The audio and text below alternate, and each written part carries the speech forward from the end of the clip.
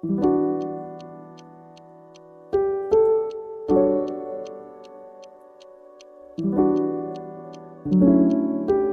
let's unpack this. Usually, when we sit down to talk about a zombie apocalypse story, the rules of engagement are pretty set in stone, right? You run, you hide, you find a shotgun or a katana if you're feeling stylish, and you try not to get bitten. It's survival 101. It is. It's man versus nature or man versus mindless hunger. Precisely. It's a primal setup. Mm? And it works because it's simple.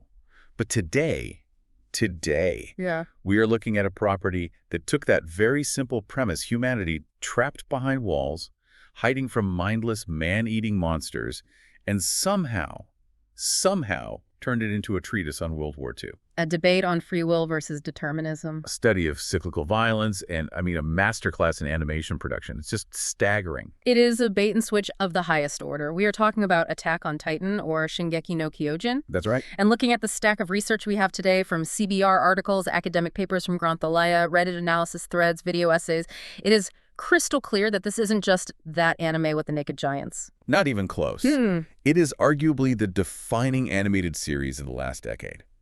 And the mission of this deep dive isn't just to recap the plot. Yeah. We want to understand why this show is considered by so many of our sources as a contender for best anime of all time. We want to analyze the mechanics under the hood, the narrative structure, the visual language, and the philosophical core that makes it tick. And before we get into the heavy stuff, we have to acknowledge the sheer scale of this thing. Yeah. I was looking at the numbers in the prep material, and they are honestly staggering. You really are. I think I underestimated how big this actually is outside of the typical anime bubble. It really transcends the medium. If you look at the demand statistics from Parrot Analytics, they named it the most in-demand show of 2021. Right.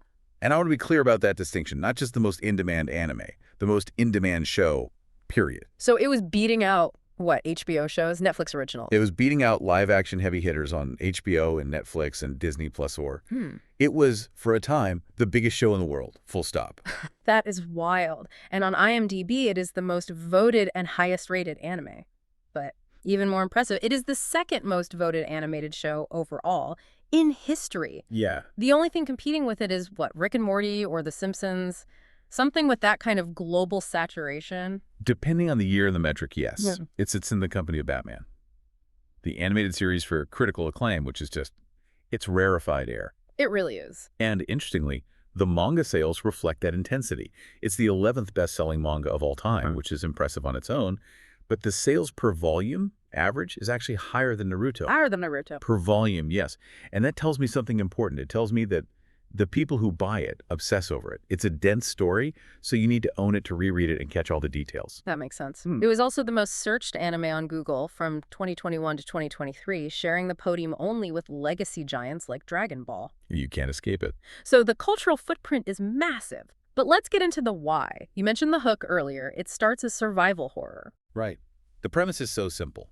Humanity lives behind 3 concentric walls, Maria, Rose, Sina, to protect themselves from titans. 50-meter-high walls, just impenetrable fortresses. Seemingly. But the genius of Attack on Titan is that it uses that premise as the Trojan horse. The core question we need to answer today is, how did a show about fighting giants become a commentary on geopolitical conflict, racial hatred, and the nature of history itself? That's the billion-dollar question. So let's jump into the narrative structure, because one thing that kept coming up in the sources, especially the comparison to the big 3, Naruto, One Piece, Bleach, is the pacing. This is a crucial distinction, I think. If you look at the traditional shonen model, that's action anime aimed at young men, they often suffer from filler. The dreaded filler arcs. The dreaded filler. Yeah. The anime catches up to the manga source material, so the studio has to invent episodes that don't advance the plot just to buy time. And you get these episodes where the heroes go get a driver's license or bake a cake or go to the beach. Exactly. And they're almost always a drag on the momentum of the story. Right, and usually those episodes are terrible. But Attack on Titan seems to refuse to do that. It just doesn't. It has zero fat. The narrative momentum is constant. Every single scene, every line of dialogue serves the ending. One of our video sources mentioned a screenwriting rule. If a scene can be removed and the story remains unchanged, it should be removed. And this show follows that to the letter. Attack on Titan adheres to that strictly. It's almost ruthlessly efficient in its storytelling. It feels like a puzzle where every piece is necessary. Which brings us to the structure itself. The sources describe it as a mystery box show. Yeah, J.J. Abrams made the term famous with Lost, but I'd argue Isayama, the author of Attack on Titan, perfected it. In the beginning, the show is pure questions. So many questions. What are the Titans? Why do they only eat humans? Think about that. They don't have digestive tracts. They just vomit people back up in these giant hairballs. It's horrifying. So why do they do it? It's not for sustenance, then. Not at all. It's just carnage for carnage's sake, it seems. And where do they come from? Why are some of them abnormal and run around like maniacs while others just shamble? And the big one. The one that hangs over everything for the first 3 seasons. What is in Eren's basement? The basement. It is arguably the most famous MacGuffin in modern anime history. I mean, for years, the fandom was just theorizing nonstop. For 3 seasons, the show dangles this locked door in front of the viewer. Eren has the key around his neck the whole time. But usually when mysteries are revealed in television, the answer is... It's underwhelming. It's almost always underwhelming. It's like, oh, it was a ghost, or it was a dream. Or it was aliens all along. Right. But here, the basement reveal changes the genre entirely. This is what the sources call the pivot point. And it is a pivot on a dime. Completely. We spend years thinking this is a post-apocalyptic survival story. We think the people inside the walls are the last remnants of the human race, fighting to survive in a world reclaimed by nature. That's the assumption. That's the world they live in. But when they finally open that basement drawer and find a photograph. A photograph. Such a simple thing. But in their world, it's impossible. A photograph of a man standing next to a car, which shouldn't exist in their world. They barely have steam power, maybe early industrial revolution tech. Exactly. That one image shatters their reality. They realize that humanity isn't extinct. Humanity is fine. In fact, humanity is thriving. Thriving outside the walls. They have zeppelins, photography, coffee, structured militaries with modern rifles. The people inside the walls aren't the last survivors. There are a prison population, an isolated colony. That is the moment the show stops being The Walking Dead and starts being a political war drama. And a racial allegory. We learn they're Eldians, a race capable of turning into Titans, and the rest of the world hates them. They call them Island Devils. Right. It turns out the Titans aren't just monsters sent by nature or God. They're biological weapons made from the citizens' own people, sent by a hostile foreign nation, Marley, to keep them trapped. It recontextualizes everything you watched before. The first episode, The Fall of Wall Maria, it's not a random monster attack. It was a military operation. It's an act of war. And it's horrifying. And that recontextualization is powered by Isayama's insane foreshadowing. The sources highlight that Hajime Isayama planned the ending from the start. Which you can feel. It allows for plot twists that don't feel cheap or unearned. You go back and it's all there. Which means we have to talk about the Raynor and Bertholdt reveal. Oh, we have to. The sources call this a case study in how to execute a plot twist. It's maybe one of the best reveals in television history. I remember watching this scene. It's iconic. You have these 2 characters, Raynor and Bertholdt, who are like big brothers to the main cast. They're part of the team. They're the trustworthy, strong soldiers. Raynor is the rock. Bertholdt is the quiet, reliable one. You trust them. Absolutely. And then in season 2, we are just standing on top of a wall. The wind is blowing. It's a wide shot. The camera is far away. There's no tension. And Raynor just sort of leans in and says, "Hey, Eren, 5 years ago, I'm the armored Titan, and he's the colossal Titan." It is so casual. There is no dramatic music swell, no extreme close-up, no villainous spotlight. He says it in the background of the audio mix, almost like he's commenting on the weather. It's brilliant because it throws you completely off balance. I honestly thought the subtitles were broken when I first saw it. Like, did he just confess to being the mass murderers who destroyed the wall in episode 1 and killed Eren's mom? It subverts the expectation of a dramatic reveal. Usually the villain reveals themselves with a maniacal laugh, maybe a monologue. Right, it was I all along. Here, it is a quiet, desperate admission from a teenager who is mentally breaking. He's just tired of lying. He can't keep the 2 identities separate anymore. And when you go back and rewatch, the clues, the foreshadowing are everywhere. They're just staring you in the face. Oh, everywhere. The sources mention the steam coming from their wounds in earlier episodes that we just ignored. Yeah. We thought it was just an artistic choice. No, it was because there were Titan shifters with healing abilities. Exactly. Or specifically, there's a scene where Raynor is reading a can of herring, and the label is in a language that nobody inside the wall should be able to read. But he can. Because he's from outside. Exactly. Or Bertholdt, looking absolutely terrified when someone mentions the colossal titan, but not for the reason you think. He isn't scared of the Titan. He is scared of being caught. It's the concept of subverting expectations by doing exactly what is logical, yet unwanted by the audience. We didn't want Reiner and Berthel to be the bad guys. We loved them. It was a betrayal. But it was the only logical conclusion based on the clues. That is narrative mastery. It really is. But Yeah. you can't have a story this complex without the visuals to back it up. We need to talk about Section 2, production, animation, and cinematography, because Attack on Titan has a very, very specific look. It does. And our sources from Red Q Studios break this down wonderfully. The show had two distinct directorial phases in the early seasons that defined its identity. Season 1 was directed by Tetsuro Araki. He's the Death Note and High School of the Dead director, right? So he knows style. You know style. Mm-hmm. Araki is known for high-octane thrill. Mhm. The sources describe his style as perverse cinematic movement. He loves daring camera angles, swish pans, and acrobatic tracking shots. Swish pans. That's when the camera whips quickly from one subject to another, blurring the image. Exactly. It creates energy and chaos. When the characters are using their ODM gear, that's the omnidirectional mobility gear, the grappling hooks they use to swing around like Spider-Man Araki's camera is flying right there with them. It's like a GoPro attached to their helmet. It is. It's spinning, it's swooping, it gives you vertigo, it makes you feel the speed, the danger in your gut. It feels chaotic and fast, which fits the panic of the early seasons where they are just running for their lives from these incomprehensible monsters. It's perfect for that tone. Yeah. But then in Season 2, we get Masashi Koizuka, and the style shifts. Right. Yes, Koizuka is described as more solemn and grounded. He uses textbook cinematography. One key change the sources note is his adherence to the 180-degree rule. Can you break that down for the listeners who didn't go to film school? Sure. The 180-degree rule is a basic filmmaking guideline. Imagine an invisible line connecting two characters talking to each other. Okay. The camera should stay on one side of that line. This ensures that character A is always on the left side of the screen and character B is always on the right. It keeps the spatial geography clear for the viewer. It's comforting, in a way. So it's not disorienting. Exactly. Araki would break this rule constantly to create that feeling of disorientation and chaos. Koizuka follows it to create tension and stability. He wants you to focus on the faces, the words. So as the story moves from run from the monster to who is the traitor among us, the camera stops spinning and starts staring. Precisely. The second season is a mystery, a horror thriller. The camera becomes deliberate, claustrophobic. It allows the horror of the betrayal to sink in. It focuses on the mystery and ambiguity rather than just constant kinetic action. But none of those crazy flying camera moves in season 1 would have worked without the 3D CG, right? That feels like a huge part of the show's visual identity. This is a crucial technical point.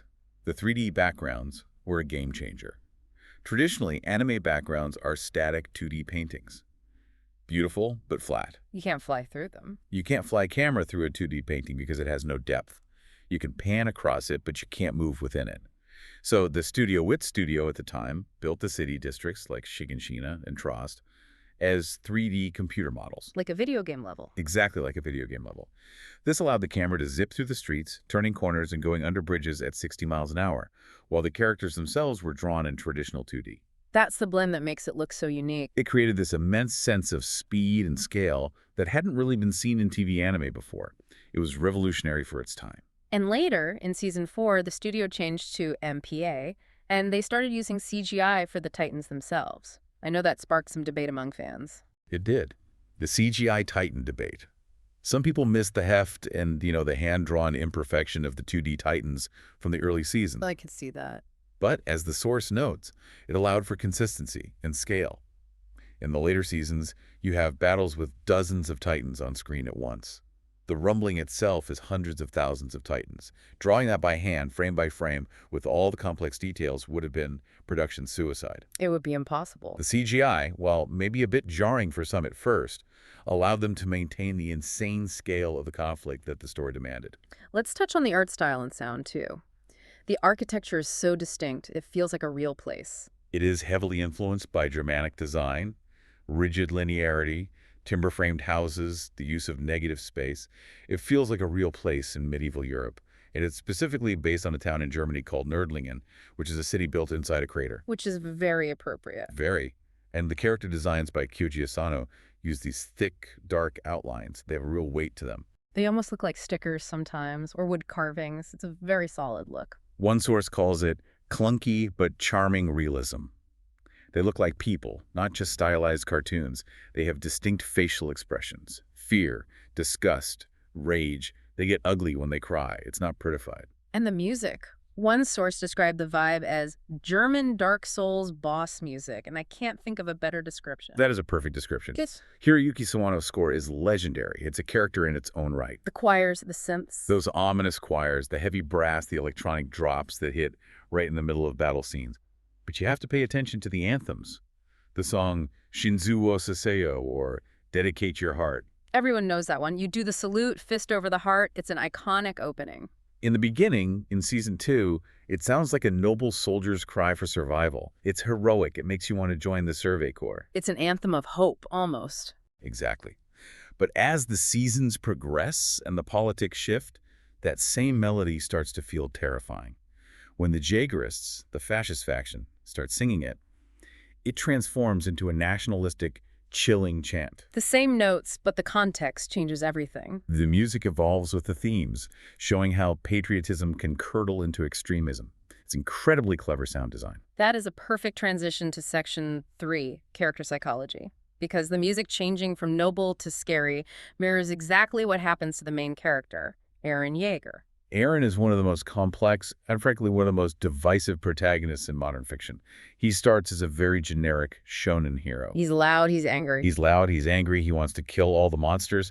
It's simple. He's the chosen one trope in many ways.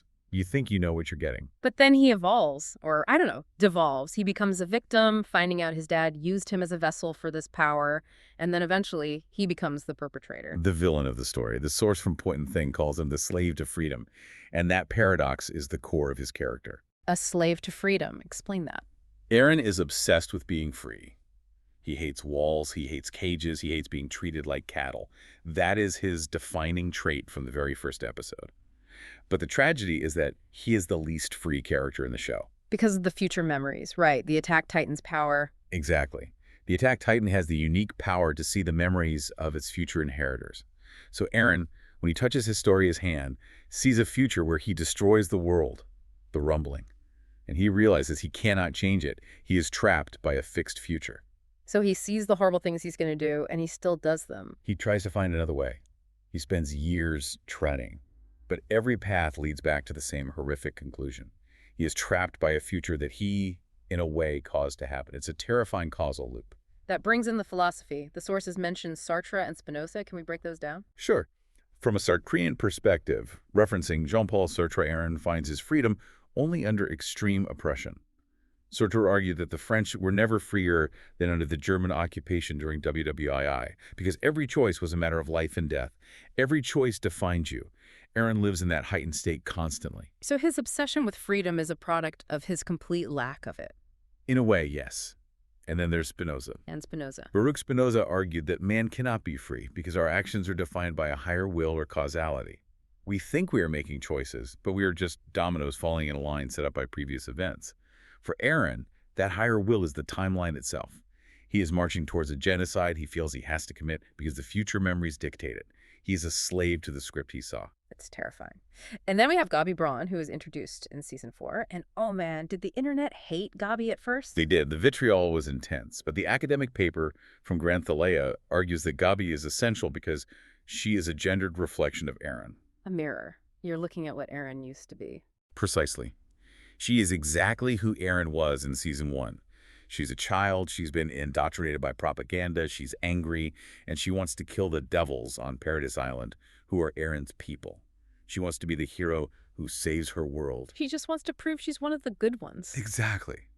But she's a girl, and the source mentions she defies gender performativity. Right, referencing Judith Butler. What does that mean in this context? Well, in anime, young female characters are often written into specific tropes. They're timid, they're nurturing, or they're sexualized. Gabi is none of those. She performs masculine traits, aggression, steadfastness, violence to survive. In the militaristic society of Marley, she is desperate to prove she is a good Eldian by being a killer. But her path diverges from Eren's, and that seems to be the whole point of her character. That is the key. The source discusses Freud's concept of Thanatos, or the death drive, the innate human impulse towards destruction and death. Aaron succumbs to Thanatos. He chooses destruction, the rumbling, the death of the world. But Gabi gets a chance to stop and think. She gets a chance to see the other side. She moves from killing to understanding. She meets the people she hates, Sasha's family, and realizes they are just people. She represents the possibility of breaking the cycle of hatred. Aaron couldn't break it, so he just ended it. Gabi shows there might be another way. Then there is Rainer Braun, the armored titan. We talked about his reveal, but his psychology is a whole other deep dive. The source calls him the tragic hero of the enemy. Rainer is a study in trauma. He's one of the most heartbreaking characters in the show. He infiltrated the walls as a child soldier, pretending to be a friend, a brother, to Aaron and the others for 5 years. And he was good at it. They loved him. They did. And he loved them back. That was the problem. This created a split personality. The soldier who cares about his friends on Paradis, and the warrior who has a mission from Marley to kill them. He couldn't reconcile the two, so his mind snapped. It gave him severe PTSD. There's that dark scene where he puts a rifle in his mouth, ready to end it. It creates a tremendous amount of empathy for the villain. He is the embodiment of the psychological toll of war. He realizes that the devils he was sent to kill are just normal people eating potatoes and arguing and trying to survive. It destroys him from the inside because he isn't a villain at heart. He's a brainwashed kid who was forced into an impossible situation. And we can't talk about psychology without mentioning Erwin Smith, the commander of the Survey Corps. He's often seen as this noble, perfect leader, but one source calls him a deconstruction of the leader. Erwin is fascinating because he is fundamentally selfish, but for a noble cause, maybe. He is drunk on his dream. What was his dream?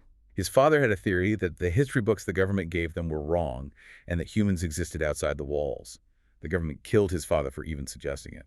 So Erwin's whole life became about proving his dad right. Exactly. He sent thousands of soldiers to their deaths, not just to save humanity, but because he wanted to prove his dad right. He was obsessed with seeing what was in Aaron's basement. He admits it, doesn't he? He calls himself a con man. He does. He says he tricked his soldiers and himself. But in the end, he has to make a choice. He has to give up his dream right before achieving it. He's literally one battle away from the basement. And he leads a suicide charge instead. He leads a suicide charge to buy time for Levi to take down the beast Titan. It's a critique of the noble general trope. He admits he's a monster who built a mountain of corpses to see his dream, and his final act is to embrace that role for the greater good, sacrificing his own selfish desire. It's an incredible character arc. Which leads us right into the heavy stuff. Section 4, themes and real-world parallels. The cycle of hatred. This feels like the core of the whole story. This is the central thesis of the show. Violence is cyclical. Oppression breeds more oppression. The story reveals that the Eldians used Titans to oppress the world for centuries. They were the aggressors first. They were. Then the Eldian Empire fell, and the world, specifically the nation of Marley, oppressed the Eldians in return for 100 years. And now, Aaron decides to oppress the world back, but on a global scale. Victims become aggressors, who create new victims, who will one day become aggressors. It's a loop. And the historical allegories are, well, they aren't subtle. The sources are pretty clear on this. They are not. The Eldians in Marley are forced to live in internment zones, in ghettos. They have to wear armbands with stars to identify themselves. This is a direct parallel to the persecution of Jewish people in Nazi Germany during World War II. And the propaganda mirrors it, too. The Marleyans call them rats, devils, spawn of Ymir. It's classic dehumanization. It shows how easy it is to radicalize a population. If you teach children from birth that a specific group of people are literal monsters, they will grow up believing violence against them is justified. It's what happened to Gabi and Reiner. Exactly. The sources also point out parallels to the Israel-Palestine dynamic, children raised between walls, inheriting a conflict from their ancestors that they didn't start but are forced to finish. The show is very careful not to take a side, but it uses this imagery to explore how these cycles of violence are perpetuated. It's heavy stuff, and it shows how militarism and propaganda radicalize people. We talked about Shinzuo Sasageo becoming a fascist cry. That's the corruption of symbols. Initially, the salute fist over the heart meant, I give my heart to humanity's survival. A noble, unifying idea. Right, for everyone. By the end, the Jaegerists, the ultra-nationalists supporting Aaron's plan for genocide, use it to mean, I give my heart to the Eldian Empire and the destruction of everyone else. The show depicts how radicalization happens. Pure anger fueled by constant fear and conflict. It shows how good intentions can become monstrous. And the show makes sure you feel the cost of that war. It doesn't glorify the violence at all. One source specifically mentions Sasha's death as a turning point for the audience. Sasha, the potato girl. Potato girl. She was the comic relief. She was the one who brought levity, who was always hungry, who reminded you that these were just kids. Her death is pivotal because it is sudden, is brutal, and it is unheroic. She doesn't die saving the world in a blaze of glory. She gets shot by a kid on an airship after a battle. Exactly. She is shot by Gabi, and her last word is meat. It signals the loss of innocence for the group and for the audience. It tells you the fun times are over. There are no good guys or bad guys anymore. It forces you to see it from Gabi's side. It does. Gabi had every right to shoot her. Sasha had just participated in an attack on Gabi's hometown that killed Gabi's friends and guards. But we, the audience, we love Sasha. It forces the viewer to confront the fact that our heroes are someone else's villains. And that's the tragedy of the whole story. So we have built up all this complexity, all this trauma. Now we have to talk about how it ends. Section 5, the ending and the legacy. This is the elephant in the room. The ending of the manga and the anime sparked what one Reddit source called a fandom civil war. Yeah, people were heated. I remember seeing the discourse online. What were the main criticisms? Many felt it was rushed. They felt the dialogue and the final confrontation, particularly Aaron's breakdown where he cries about Mikasa moving on, was awkward or pathetic. That one line, I don't want that. I want her to think about me for 10 years at least. That line became a huge meme. People wanted him to be this stoic, cool, Chad-like villain to the very end. They didn't want him to be vulnerable. So they felt it undermined his character. Right. But the defense argues that this moment was the mask slipping. Eren isn't a cool villain. He's a traumatized 19-year-old boy who is about to die and who just committed the worst atrocity in human history. Of course, he's a broken, pathetic mess. It humanized him in the last second. Another criticism was that nothing changed, because the extra pages in the manga show that, eventually, war breaks out again in the far future. Paradis gets destroyed. And this is a big one. People felt it made all the sacrifices meaningless. But there's a strong thematic defense for that, too. It rejects a Disney ending. It proves the central thesis. As long as humans exist, conflict will exist. It's a very cynical take, but a consistent one. It is.